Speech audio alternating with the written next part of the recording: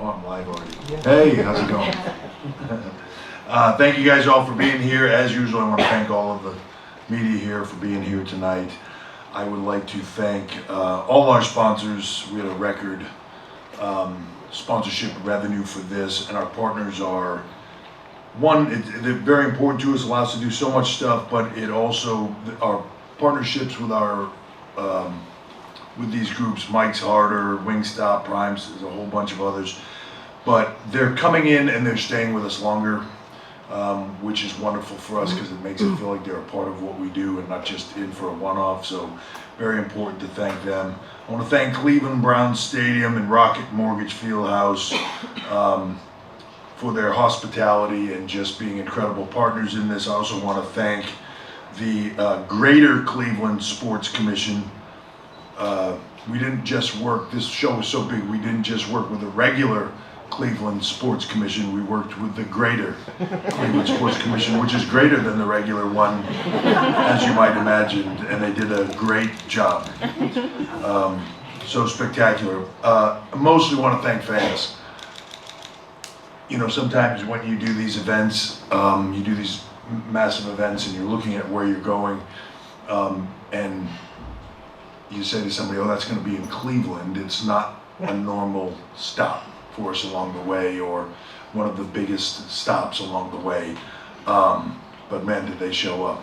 So I have to thank Miz for inviting us into his house, but the fans here were crazy. From yesterday, the kickoff show, just thousands of people showing up, to today, all through the countdown show. It was hot, but they were there, they were excited, they were fun, and then, you know, 57,791 in attendance here tonight.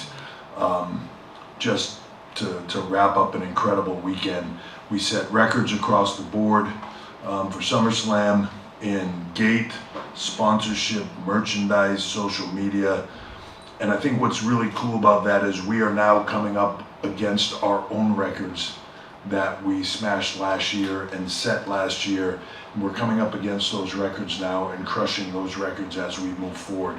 So I'm very excited about that. Thought the show was spectacular.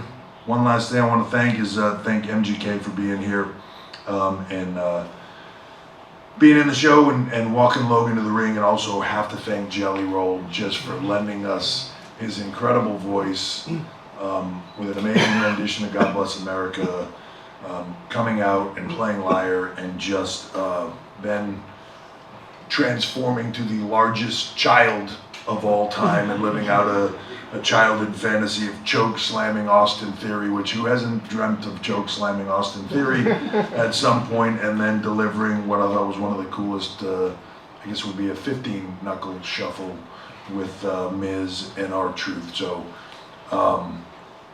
when you get to work with artists outside of what we do, but they're so massively invested in what we do and fans of what we do, where they are like little kids just having a fantasy moment, it's the greatest thing of all time, because we're all fans of theirs and vice versa, and it makes for the best experience where everybody just wants to have fun. Everybody just wants to come here, have a good time, and really that's what it's all about. So thank you to Jelly Roll for his participation here. Whole week of events here, from Sami's comedy show to Priest's 24 documentary, the premiere of that, from Undertaker's One Dead Man show to SmackDown last night. Just an amazing week here, and so thank you to everybody for being a part of it. I thought the show from start to finish was incredible tonight. You just heard Braun Breaker talking about winning the Intercontinental Championship and thanking Sami Zayn, which I think needs to be done. Sami is just one of those, he's money, he's constant. He's just always there, always steady. You know he's always going to deliver. I can't thank him enough. And I think we watched a star be born tonight in Braun Breaker. I think a lot of people knew what his trajectory was and where he was headed, but I think he closed that deal out tonight. And I think there's a new star on the horizon here with Braun Breaker. So congratulations to him as the new Intercontinental Champion. Logan Paul and LA Knight. LA said it here a little bit ago, just long time coming. So happy for him. You know, at a point where he had a long career and then sort of even got to the end of that career and it seemed like it was over, to get that opportunity to not have given up at that point, to just grab the bull by the horns at that point and just take his career in his hands and just run with it. Incredibly happy for him. And then Logan Paul just continues to amaze me from his performance, just doing stuff. I mean, I just don't even know. I don't even know if I've ever seen anybody do that back, whatever you want to call that. There's too many flip names out there for me to figure out what they all are, but he's incredible. And his work ethic is off the chart, and I can tell you that as a performer, my respect for him now is in a different place, because he's gotten to a place where now he doesn't want to just have a good match. He wants to be great at this long term, and he's putting in the time, he's putting in the effort, he's dedicating himself to it. He's kind of stopped a lot of other, he's not boxing, he's not ready, he just wants to be a WWE superstar. He wants to be great at this, and he wants to be the best, and he's dedicating himself to it, so that's awesome to see.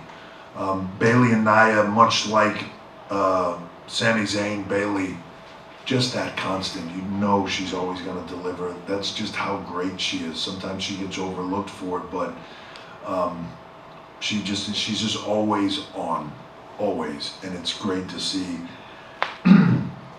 Nia Jax, to me, in what was a really special moment, both the Queen of the Ring and tonight.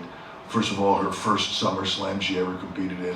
Second of all, becoming champion tonight in a period of time where I think when she first came back, there's a lot of people doubted her, like, why? Why are we bringing Nia back? What, you know, just a lot of questions about her dedication or ability, whatever that is. And I think she's, at least to me, she's proven everybody wrong. She's proven that she belongs, she's proven that she wants it, she's proven that she's really good at this. And I'm really happy for her to have that success, and have that, and to have this second chance kind of at this whole thing. And I can just, she's having a blast doing it, which is the coolest part of it for me. She's really enjoying herself. Liv Morgan and Rhea, I thought was off the chart good. Liv Morgan has just come into her own as this incredible performer. Rhea Ripley, to me, coming off of a fairly big injury, coming back, not missing a beat. I gotta be honest with you, as much as there's a lot of people out there saying, man, I'd like to be Dom, I wouldn't want to be Dom. Because it's not gonna go well. There's a lot of ass kickings coming for Dom, I get a feeling. CM Punk, Drew McIntyre, Seth Rollins, I thought was a masterpiece. Just what a story. The moments all the way through, you know, when you really break it down and you think like so much drama and tension and just how good it all was based on a $1 or 50-cent bracelet, right? Like that's part of that storytelling. The storytelling was epic, off the chart. You know, a lot has been said about Punk's return. I'm thrilled for him as a human being. I'm thrilled for him to have the opportunity to do this late in his career and sort of put everything right. And for with most people, you're never going to put anything right. So I don't mean that in people's opinions. I mean that in his opinion, in his life, in his journey through this to make it right and to have this opportunity for him. So I was so excited for him to, you know, when he came back and he got injured, and then it's kind of a downer. We've been able to tell this story all through this and keep it hot, and for him to be able to come back tonight and deliver like that, just incredibly happy for him. Drew McIntyre, just incredibly happy with everything he's doing. He's just on fire right now. Priest and Gunther, tough to find a more deserving guy right now than Gunther. He's just he's playing on a different level than a lot of people with his own style and he's very unique what he brings to the table. So, like, he's in the spot he's supposed to be in. And then Damian Priest, I said this to him after the match. when he became world champion, a lot of people doubted it. A lot of people doubted him, and I think over this period of time since WrestleMania, he has proved them all wrong. He walked in as a guy like, they put the world title on him, and he walked out as world champion, like really as world champion. That's how I feel about it. My hat's off to him, because that's a hard road. It's a hard road, and a lot of pressure, and coming off all the things that he's been through in his life to be where he is right now, thrilled for him. And then Cody and Solo, I think Cody said it, you know, Solo, imagine being a guy a very short period of time in the business, gets an opportunity to come up here, stand next to the biggest star in the business in Roman Reigns, and be a part of the biggest storyline, and then Roman goes away and they're like, when you're gonna take his spot, and all these guys are gonna be in that spot with you, the hottest thing in the business, you're gonna sort of replicate that, and that's the new story. Like, imagine that pressure. Thrilled for him. What an incredible accomplishment they've all been able to do, that whole group, especially Solo. And then I have to mention Jacob Fatu, because he's like a force of nature, and it's amazing to see him. Unfortunately, he got a little bit banged up on that in that last match. So hopefully the only two real, Logan's a little banged up, as he should be, and Jacob's a little banged up. I'll see where that nets out here in a little bit. Hopefully nothing serious, but it was bugging him a little bit, the leg. So we'll see where he is. Before I open it to questions, one last thing I just wanted to say is I'm as thrilled as I am where we are in the first half of this year. I'm excited where we are going in the second half of this year. You know, Nick and I had a very specific agenda in how we wanted to approach this year and the way we wanted it to roll out. And I think you've seen that in all the international events we've done, and the size of these events and where they're located and how we've done them. But the second half of this year, Bash in Berlin, August 31st, Bad Blood, October 5 from Atlanta. You've got Crown Jewel with our partner, Turkey Al-Sheikh in Saudi on November 2nd, which he's an amazing partner here for the Terrence Crawford fight right now, which is probably taking place shortly, which Terrence is a huge WWE fan and just had a childhood moment himself, much like Jelly Roll, just a week or so ago. And then, of course, Survivor Series War Games, which we just announced on November 30th from Vancouver. So this year's going to close out big. I'm excited for all of it, and I just, the future's bright. These talent, this is the most amazing roster I think I've seen. Most talented, most dedicated. Everybody's having a blast right now, including me, which is the best part of it. And we're all just charging ahead. So if what I believe to be true coming is true, we ain't seen nothing yet. So with that, I'll open it up. And we will kick things off in the second row. When it comes to the direction of creative, that responsibility belongs to you. So much of what you accomplished in that role in NXT, especially with that big match takeover feel, is on display in WWE. For me, it's the build to Nakamura's debut. I think it was 2016. We talked about Sami Zayn. But were there key moments to help shape your vision as head of creative while you were in NXT? Oh my God, so many moments, right? It's funny, I don't necessarily always look at it as like, what moments did we create that shaped the vision of what went, what didn't. I sort of always approach it as just, what do I want to see? Luckily for me, I think you've heard Sean say this as well, we approach this like fans, right? We approach this, I'm a kid sitting on the couch.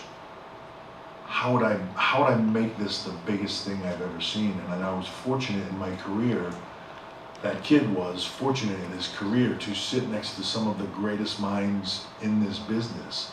So, you know, I sat next to them and absorbed it and, you know, paid attention to all of it, whether it was, you know, the guys I was in the ring with on my side, opposite side of the ring for me, or the people like Dusty that I got to go and create with in NXT and create a lot of those incredible moments, and along the way learned from those successes, but I think I also learned, you know, as much in those failures.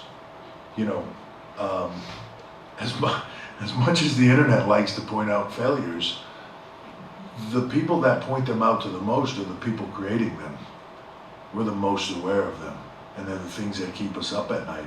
So the things that you honestly, I don't believe in them being failures. I believe in them being opportunities to learn. So the things that worked there, I learned from, but the things that didn't work there, I really learned from. The things when I was here that I watched that I thought, that didn't work, why? How would I get there a different way? What would I have done differently?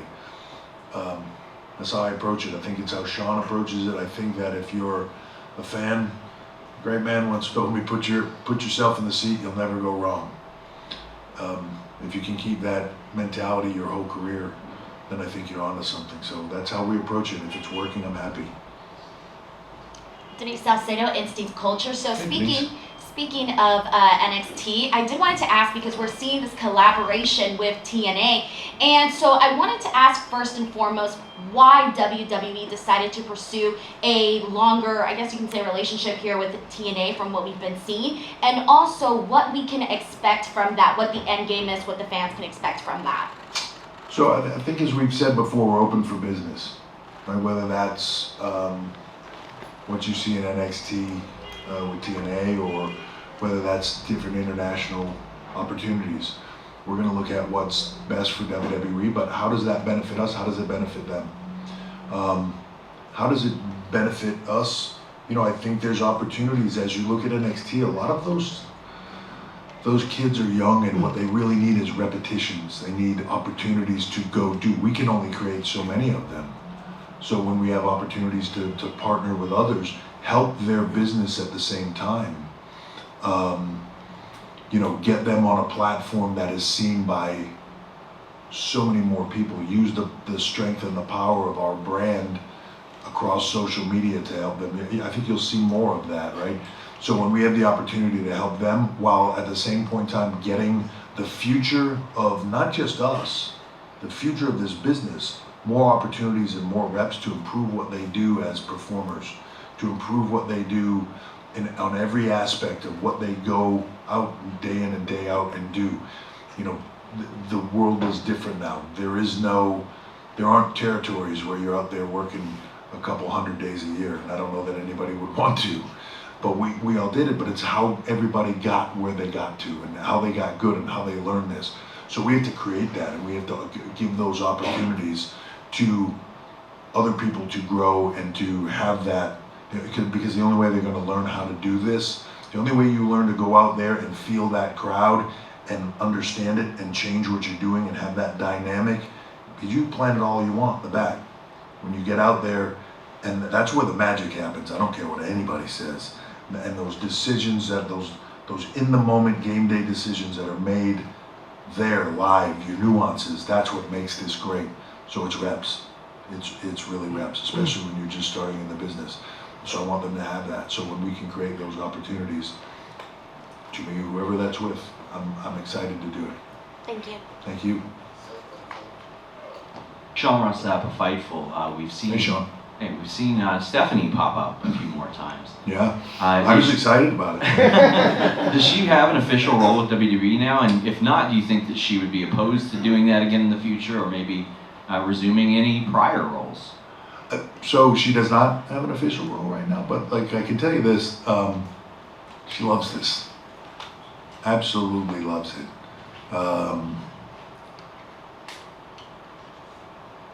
Sometimes it's harder to love it, and sometimes easy to love it. It's easy to love it again for her. She's enjoying watching it, you know. She's enjoying coming to the show. She's enjoying seeing everybody in the back. She loves it. So if I'm the little kid booking or writing, or however you want to say it, sitting on his couch, but she's sitting there right next to me, a little kid enjoying it and loving it. And it's been her whole life since she was little. No official role right now. Right now, her official role is she's enjoying our kids get too old too fast. But we'll see. We'll see what the future holds. Just I would expect to see her around because I think she just loves it and she's enjoying being around it again. Question? Bill Apter from Sportskeeda. I'm sorry, what was your name, sir? Bill Apter. It doesn't matter what my name is. Now, what was the last name? Apter? Apter. Okay, got it. Yes, Apter. yes. Good to see you. Yes, same. And this is wonderful because in the quote-unquote territory days, we never had this. You know, we had to sneak around to find out what people are. I don't know. I feel like the journalism was the same thing. PWI, you guys just made up stories, right? No, that's a long story. We'll have a discussion about it. We'll have a discussion about it. But my question is, one of the people who hasn't been talked about on WWE TV or on the pay-per-views that I haven't heard recently is John Cena.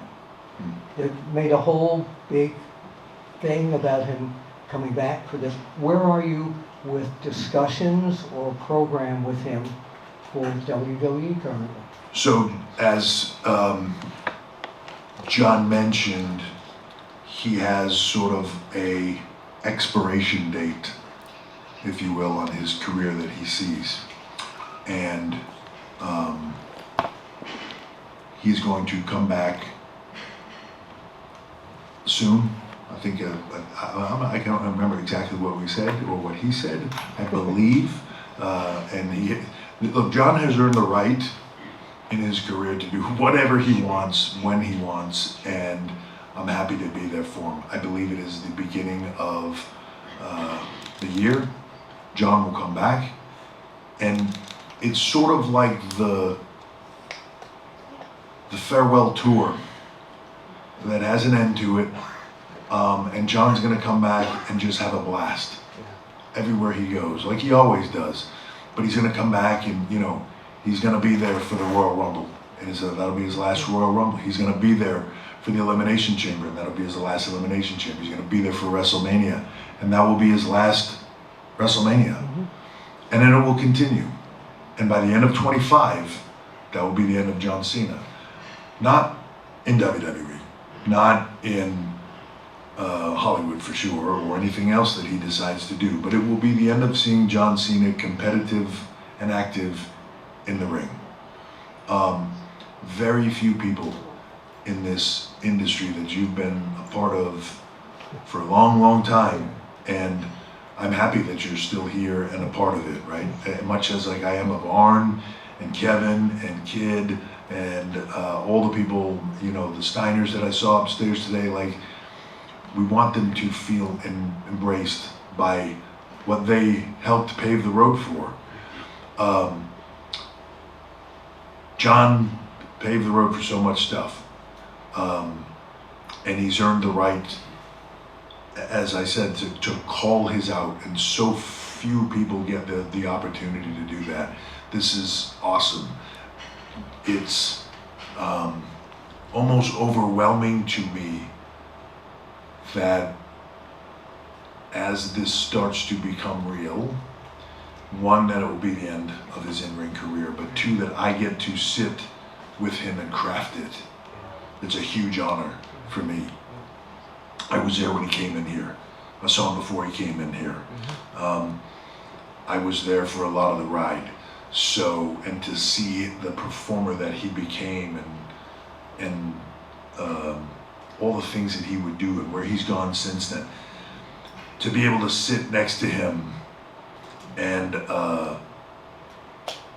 help in some way drive the car that is him calling his out is a huge honor to me. So I look forward to doing it. I look forward to working with him, and once it's all done and his in-ring career is done, I look forward to just seeing him all the time. Like every other legend, that none of us would be here if it was without them, right? They paved the way for us to be here, and this will always be home and always be a family environment for them that they can come to and, you know, be a part of. So that's exciting, and I'm thrilled for John. I really am. I am too. Yeah. Thank you. You want more? One more? One more question? Hey, Paul, Daniel, trainer from Us Weekly. How are you? Hey, man. You mentioned sort of the future. In 2 years, we know we have a 2-night SummerSlam in Minneapolis. We know we have a 2-nighter in Indianapolis on the horizon. I'm curious if you think there's a chance that tonight was the last ever one-night SummerSlam. What that says sort of about the business, and if there have been any conversations about going 2 nights for any other PLEs. I'm thinking the Royal Rumble. Please let's take it one step at a time.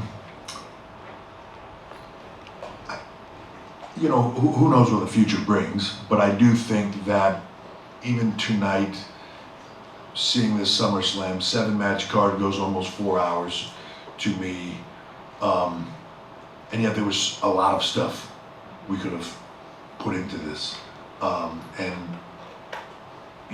even some people saying, well, why wasn't that in there? Because it would have been 8 hours, right? And you still need stuff for Raw, and you still need massive content for SmackDown, right? You still need all that stuff. As we continue to grow, we'll take it, like I said, step by step. So is this the last SummerSlam that you see that is one night? I think so, but we'll see where that goes long term. I'm excited about that opportunity. As far as other PLEs going that way, we're always, you can never say this is just what we do, and then that's it, and that's locked in, and that's what we do. It's just the way it is. And right, if you go back 5 years, who would have thought we would have been doing 2-night WrestleManias, let alone 2-night WrestleManias and 2-night SummerSlams? So we'll see where it goes.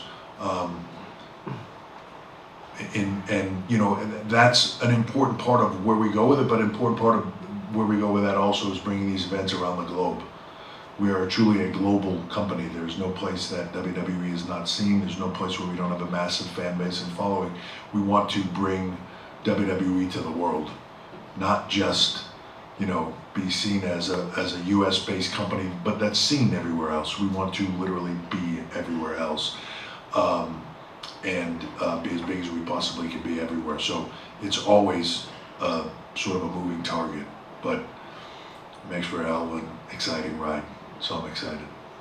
Thank you all for being here. Really appreciate it.